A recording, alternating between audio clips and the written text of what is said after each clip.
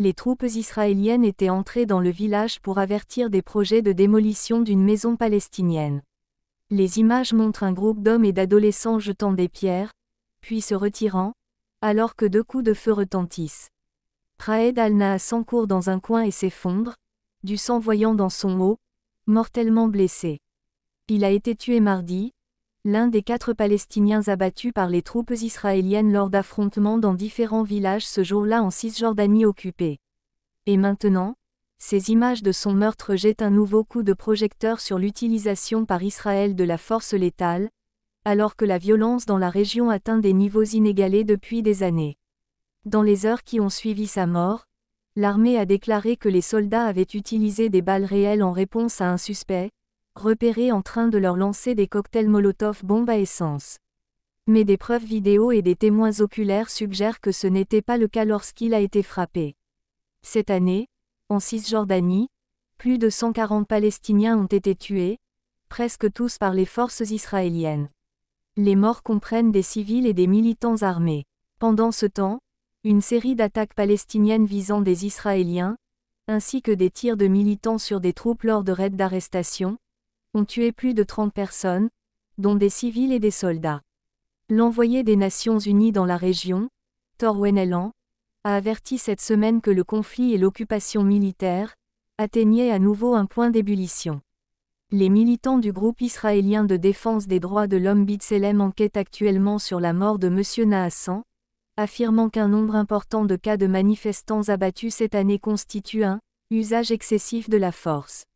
Les forces de défense israéliennes FDI ont déclaré qu'elles avaient agi pour arrêter les émeutiers violents et que l'incident était examiné.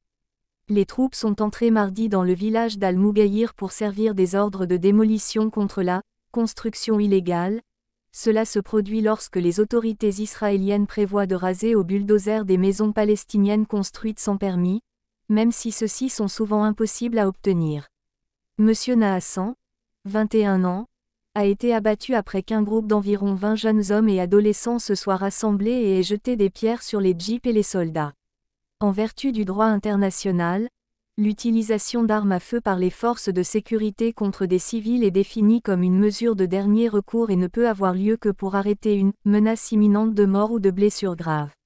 Une vidéo remise à la BBC filmée pendant près d'une minute avant le tournage montre le groupe, y compris M. Nahassan, semblant ramasser des pierres dans la rue et les jeter vers des troupes qui ne sont pas visibles dans les images. Personne ne peut être vu en train de lancer des cocktails Molotov. M. Nahassan se tient alors devant sa maison familiale tenant apparemment des pierres, lorsque 2 coups de feu peuvent être entendus. Le second serait le coup de feu qui l'a mortellement blessé. L'ambulancier paramédical Mouyaïd Abou Aliya s'est précipité pour le soigner sur les lieux. Personne n'a lancé de cocktail Molotov, j'étais là. Quand je l'ai ramassé, il criait « Je vais mourir, a-t-il déclaré. La mère de M. Nahassan, Fatma, a décrit comment elle a couru après lui quelques instants plus tard, essayant désespérément de l'aider. Les troupes sont celles qui nous ont attaqués, ils sont venus vers la maison lors des affrontements et les jeunes ont participé, a-t-elle déclaré à la BBC peu après les funérailles de son fils.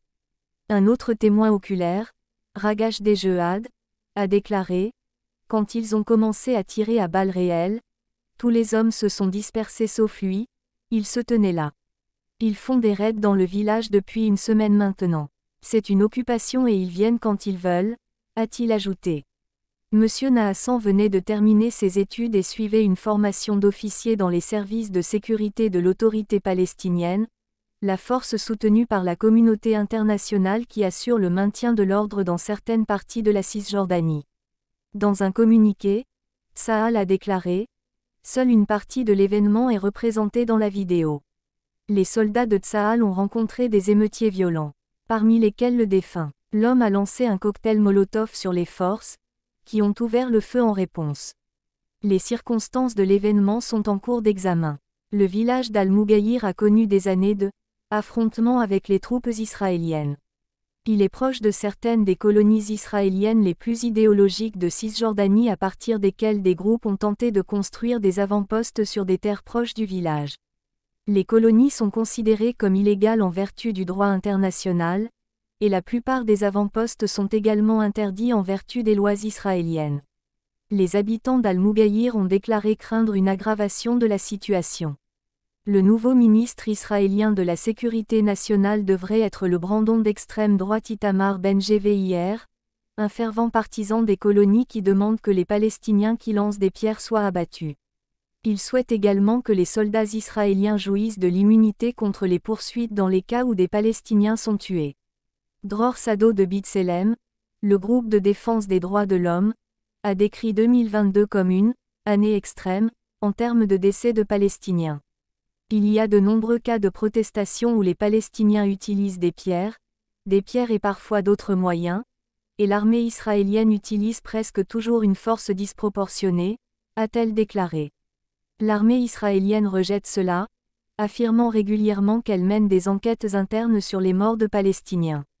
Mais les groupes de défense des droits de l'homme ont qualifié ces enquêtes de « blanchiment ». Au milieu de l'aggravation de la violence cette semaine, un soldat israélien a été grièvement blessé lorsqu'un Palestinien, abattu par la suite, a percuté sa voiture près d'une colonie de Cisjordanie. Les forces israéliennes sont également toujours à la recherche de suspects après un double attentat à la bombe à Jérusalem la semaine dernière qui a tué 2 Israéliens. Depuis le printemps, Israël a mené des perquisitions et des arrestations presque nocturnes en Cisjordanie, et dit qu'il poursuivra ses opérations pour prévenir la menace de nouvelles attaques. Les troupes israéliennes étaient entrées dans le village pour avertir des projets de démolition d'une maison palestinienne. Les images montrent un groupe d'hommes et d'adolescents jetant des pierres, puis se retirant, alors que 2 coups de feu retentissent. Raed al-Nahassan court dans un coin et s'effondre, du sang voyant dans son haut, mortellement blessé. Il a été tué mardi, l'un des 4 Palestiniens abattus par les troupes israéliennes lors d'affrontements dans différents villages ce jour-là en Cisjordanie occupée.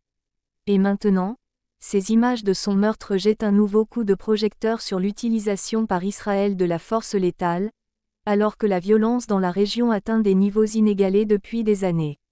Dans les heures qui ont suivi sa mort, l'armée a déclaré que les soldats avaient utilisé des balles réelles en réponse à un suspect, repéré en train de leur lancer des cocktails Molotov bombes à essence. Mais des preuves vidéo et des témoins oculaires suggèrent que ce n'était pas le cas lorsqu'il a été frappé. Cette année, en Cisjordanie, plus de 140 Palestiniens ont été tués, presque tous par les forces israéliennes. Les morts comprennent des civils et des militants armés.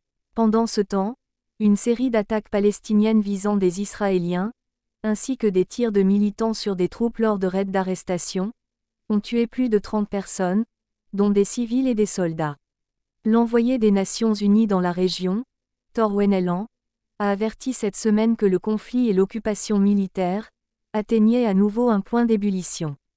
Les militants du groupe israélien de défense des droits de l'homme B'Tselem enquêtent actuellement sur la mort de M. Nahassan, affirmant qu'un nombre important de cas de manifestants abattus cette année constitue un usage excessif de la force.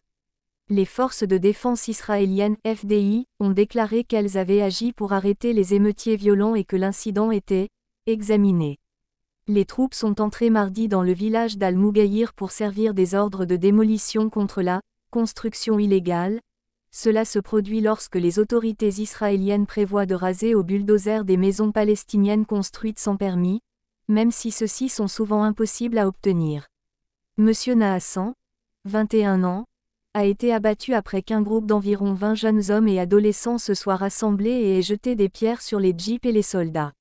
En vertu du droit international, l'utilisation d'armes à feu par les forces de sécurité contre des civils est définie comme une mesure de dernier recours et ne peut avoir lieu que pour arrêter une menace imminente de mort ou de blessure grave. Une vidéo remise à la BBC filmée pendant près d'1 minute avant le tournage montre le groupe, y compris M. Nahassan, semblant ramasser des pierres dans la rue et les jeter vers des troupes qui ne sont pas visibles dans les images. Personne ne peut être vu en train de lancer des cocktails Molotov. M. Nahassan se tient alors devant sa maison familiale tenant apparemment des pierres, lorsque 2 coups de feu peuvent être entendus. Le second serait le coup de feu qui l'a mortellement blessé. L'ambulancier paramédical Mouyaïd Abou Aliya s'est précipité pour le soigner sur les lieux. Personne n'a lancé de cocktail Molotov, j'étais là. Quand je l'ai ramassé, il criait « Je vais mourir », Je vais mourir, a-t-il déclaré. La mère de M. Nahassan, Fatma, a décrit comment elle a couru après lui quelques instants plus tard, essayant désespérément de l'aider. Les troupes sont celles qui nous ont attaqués, ils sont venus vers la maison lors des affrontements et les jeunes ont participé, a-t-elle déclaré à la BBC peu après les funérailles de son fils. Un autre témoin oculaire, Ragash Dejehad, a déclaré « Quand ils ont commencé à tirer à balles réelles, tous les hommes se sont dispersés sauf lui, il se tenait là. Ils font des raids dans le village depuis une semaine maintenant. C'est une occupation et ils viennent quand ils veulent », a-t-il ajouté. Monsieur Nahassan venait de terminer ses études et suivait une formation d'officier dans les services de sécurité de l'autorité palestinienne, la force soutenue par la communauté internationale qui assure le maintien de l'ordre dans certaines parties de la Cisjordanie. Dans un communiqué, Tsahal a déclaré « Seule une partie de l'événement est représentée dans la vidéo. Les soldats de Tsahal ont rencontré des émeutiers violents, parmi lesquels le défunt. L'homme a lancé un cocktail Molotov sur les forces, qui ont ouvert le feu en réponse. Les circonstances de l'événement sont en cours d'examen. Le village d'Al-Mugayir a connu des années de affrontements avec les troupes israéliennes. Il est proche de certaines des colonies israéliennes les plus idéologiques de Cisjordanie à partir desquelles des groupes ont tenté de construire des avant-postes sur des terres proches du village. Les colonies sont considérées comme illégales en vertu du droit international, et la plupart des avant-postes sont également interdits en vertu des lois israéliennes. Les habitants d'Al-Mugayir ont déclaré craindre une aggravation de la situation. Le nouveau ministre israélien de la Sécurité nationale devrait être le brandon d'extrême droite Itamar Ben-Gvir, un fervent partisan des colonies qui demande que les Palestiniens qui lancent des pierres soient abattus.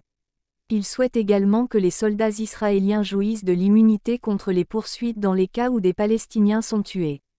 Dror Sado de B'Tselem, le groupe de défense des droits de l'homme, a décrit 2022 comme une année extrême, en termes de décès de Palestiniens. Il y a de nombreux cas de protestation où les Palestiniens utilisent des pierres et parfois d'autres moyens, et l'armée israélienne utilise presque toujours une force disproportionnée, a-t-elle déclaré.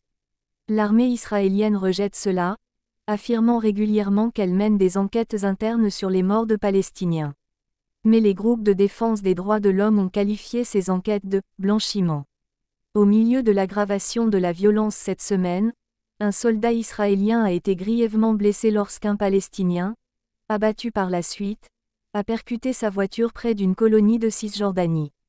Les forces israéliennes sont également toujours à la recherche de suspects après un double attentat à la bombe à Jérusalem la semaine dernière qui a tué 2 Israéliens. Depuis le printemps, Israël a mené des perquisitions et des arrestations presque nocturnes en Cisjordanie, et dit qu'il poursuivra ses opérations pour prévenir la menace de nouvelles attaques.